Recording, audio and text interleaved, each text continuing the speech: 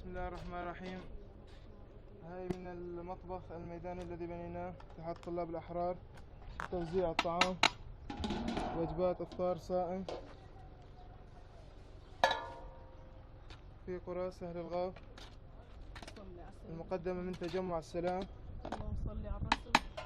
المقدمة من تجمع السلام بإشراف الشيخ عدنان العرعور، بتوزيع قيام اتحاد طلاب الأحرار بتوزيع في منطقة سهل الغاف، وجزاهم الله عنا كل خير.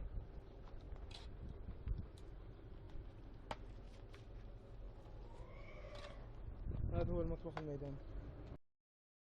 بسم الله الرحمن الرحيم. هذه هي كميات الطعام التي سوف يتم الآن تعبئتها من قبل العمال وتوزيعها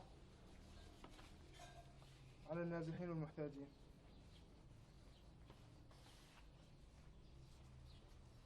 جزا الله كل شخص ساهم بالتبرع إلى هذه القرى المنكوبة.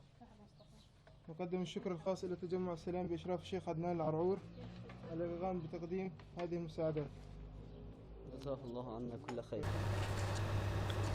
وبعد الانتهاء من عملية الطبخ يقوم الطلبة الأحرار بسكب وإفراغ ما طبخوه من طعام بصحون وأوان توفرت بين أيديهم على شكل وجبات، ليتم توزيعها بعد ذلك على النازحين والفقراء.